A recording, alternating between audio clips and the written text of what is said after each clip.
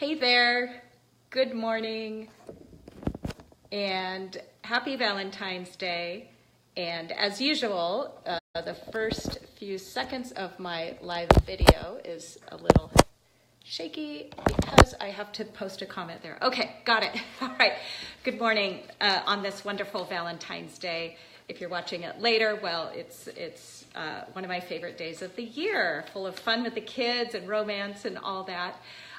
Today, I am talking with you about something I've talked about a lot and I'm kind of known for, and that is how important it is to identify your ideal customers or your dream customers on your farm and in your farm business.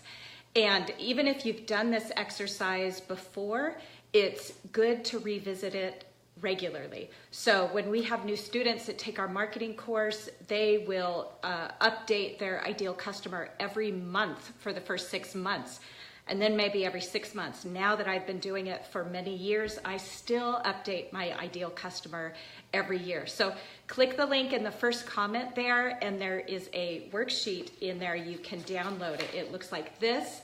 It's just 2 pages, and it's going to walk you through what that process entails. It'll walk you through how to do it. All right, so it's got all sorts of really great information in there. What's important is to know why this is important, you know, the big picture. So about 9 years ago, I had just started my farm. I was about a year into my farm, and I was actually in a really awful marriage that I knew had to end. We could not go on. But this was my way of making a living. It was right after 2008. There was no way I could go get a corporate job or something with more security than, say, a farm, you know, because I had on my resume was, you know, I'm a really good cow milker, and thousands of people were applying for jobs all around me, any jobs I would be interested in or able to get. So it was a really bad time, and I had to make this farm work, or I would lose the farm, I would lose my kids' home, and I wouldn't even have any food to put on the table. So you're gonna hear more about that in a video in a couple weeks. But when I was faced with the desperation of needing to make this farm work and needing to make a living and doing whatever it takes to make money and make a profit, this is one of the very first things I did. I identified exactly who I was serving, who my ideal customer was, and I hyper-focused on writing my emails and my blog posts directed to that one person, and profits soared. We became profitable. Within 6 months, we're making, you know, $150,000 a year with enough of a margin that I could keep the farm, and here we are 10 years later. So I want to share that with you, that you may think, oh, this is some work, I'd rather just place an ad somewhere. That's not gonna work. It doesn't even work to place an ad until you know exactly who you're serving. All right, so this brings up a lot of questions for people. One of the big questions is people think, well, I serve all kinds of people. You know, I want everybody eats food, or everybody needs farm fresh food, vegetables, flowers, meat. So therefore, everybody's my potential customer. But when you write marketing materials or emails directed at everybody, they fall flat and they don't connect with anybody. So until you have that experience, you may not truly understand it.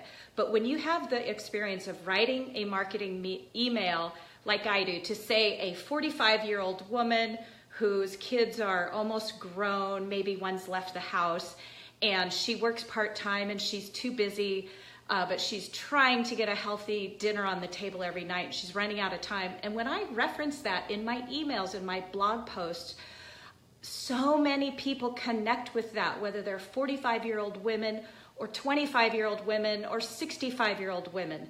And I say women because most people who shop in our farm store are women. We certainly have men there, but many times it's their wife who's sending them to pick up the food for the week. So that's why my ideal customer is a woman. So again, the link in the first comment will take you to download the worksheet that will help you figure out yours too. Okay, so also when a person calls me, when a farmer calls me for consultation because their marketing is falling flat, I can pretty much guarantee, I can say, well, who's your customer? Who are you selling to? And they will answer with, well, we want to sell to everybody. We want to sell to everyone in the communities around us. And I know it's because they have not really fine-tuned who it is they're selling to. So just go through this exercise. It'll really help you. I want to answer some specific questions that Susan Bouchard asked, and they're really, really good questions. And that is, if you're just starting your farm this year and you have no customers yet, how do you identify your ideal customer? Well, I want to reference this thing called what is the design process? Oh, the designers in here would know, design thinking. And that's where a designer comes up with an idea. You know, they think of what their customers would want, they create the idea, they put it out there, they get feedback from their customer, and they change it. You know, they don't just put out a design and it's done. They keep getting all these iterations after they get feedback. And your ideal customer is kind of the same way. I love that design thinking term, because you create your ideal customer, and then you try sending a marketing email or writing a blog post, and you see what connects and what doesn't connect, and then you can update it. So back to Susan's question of if you don't have customers. Specifically, I know you're raising pigs. Well, when you started raising pigs, I know you didn't just raise pigs thinking that, I know that you figured that you would sell pigs. You wouldn't do it unless you knew you had a market and you knew they would sell. So when you first started thinking of raising pigs, who did you have in mind? I'm sure you had someone in mind that you knew in your community that would become a customer, or maybe on your Facebook page or something. So think of those people that you have in mind, because people don't just start a business in a vacuum where they think, you know, I probably won't sell anything, but I'm going to start this business. They start a business knowing that there are going to be customers. So you just talk to those potential customers, and you can just call them up or email them and say, hey, I'm starting a farm, and whether you buy from me or not, I think you would be someone who is very similar to my ideal customer. Could we just have coffee, or could I email you some questions and go through the worksheet with them? So people who have never bought from you before, but you think they would make the perfect customer for your farm, all right? So look for those people. They might be commenting on your Facebook page already, or you might run into them at your community events around town. So these potential customers are all around you. So just ask someone if you can have an informational interview and go through the worksheet with them. And then you also said, okay, so, and then you're going to use that as feedback. So when you sell your first pig and you talk to that customer in person, you're going to get a lot more information that you will then update your ideal customer profile, and you'll update your marketing materials. And it's so easy to just update the verbiage on your website these days. So I'll do that. I'll have an aha moment where I think, well, I want my ideal customer to be this. The other day I had one. Well, a couple years ago, I thought, I want my ideal customer to be someone who never questions my price on anything. I'd never verbalized that before. Well, I went and updated my description on my website that same day, that came across as someone who trusts me and values the products I sell, and price is secondary to that trust. And so that helps attract far more people. All right, let me see if I can see what Lori Jo says. Yes, Lori Jo attracts the type of person you really want to engage with. It's so true. And Lori Jo, I was going to use you as an example, I'm glad you're here, to Susan's question when she said what to do if you haven't started your business yet. And so Lori Jo took my marketing course a season before she started her You Pick garden last summer. And so she went through the ideal customer exercise with some of her potential customers, and she really focused on them wanting organic flowers that were chemical free. And so they were helping the environment and they were helping the world. That's what her marketing was focused on. And then last summer, as Lori Jo had customers coming through her You Pick flower garden, she realized that only 2 people out of hundreds and hundreds of customers ever asked about her practices, whether they were organic or chemical free. So she realized that her ideal customer was not interested in that. They were interested in the connection and the community she built around her You Pick garden. They were coming to her garden because of her and the opportunity that they got to engage with her and the other people they were meeting while they were there. So she revamped her website to address those traits and those values and those beliefs, and then she attracts hundreds more people just like her. So that's what I mean by, just go through those iterations. Describe your ideal customer, because you got to start somewhere, and then as you get feedback, you will update over and over again. And I update mine regularly. And like I said at the beginning of this video, it wasn't until I was faced with losing everything on my farm when I said, okay, I have to do whatever it takes to be successful. And this was the very first step to building my profitable farm so I could keep my farm, keep food on the table, and keep my family's home. Very first step. And if a farmer is missing this, your marketing will fall flat. So anyway, I have so much free stuff to give. We go a lot deeper in this in our paid course, but if you are never planning on taking the paid course, at least do this. It will help you tremendously. So Abby, I'm so thankful that you're watching, and I'm glad you're connecting with this information. So download the worksheet, go through the exercise. It's really amazing. I want to address one more question that a lot of people come up with, because in the worksheet I will tell you to choose, is your ideal customer a man or a woman? And a lot of people will say, well, we have men and women who shop with us, so aren't we excluding men if I say my ideal customer is a woman, or vice versa? And I want to just explain what happens. No, for one, you need to choose one.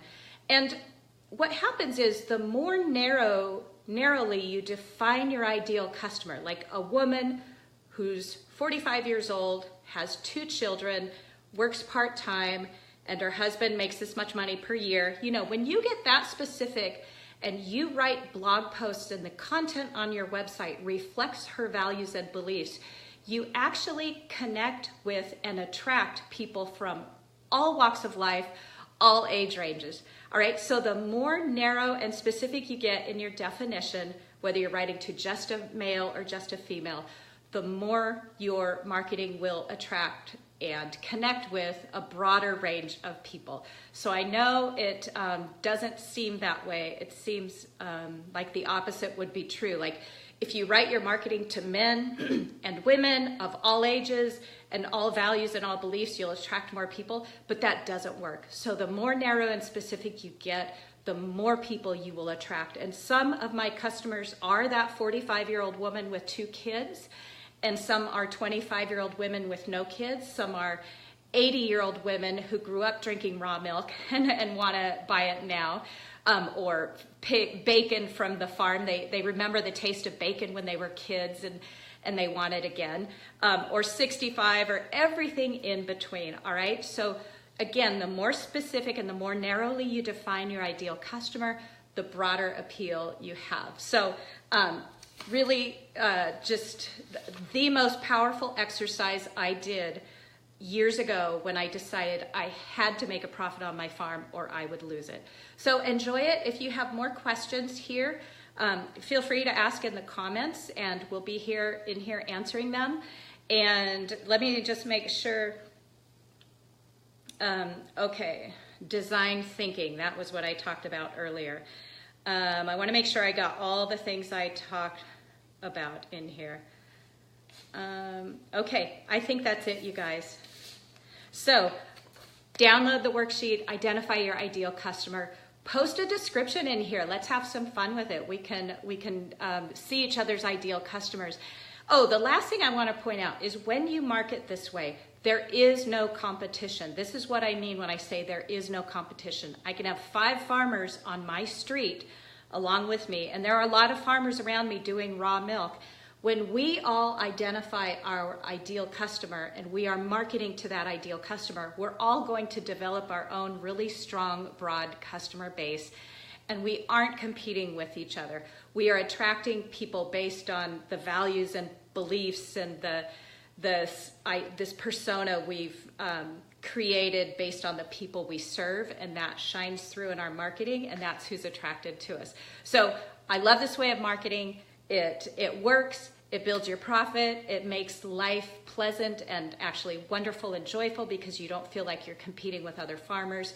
So do the exercise, and we can, I would love to converse with you more about it on this post. All right, take care, everyone. Have a wonderful Valentine's Day, full of romance if you want, or heart-shaped cookies, or whatever that might be, chocolates, champagne, etc. All right, bye-bye.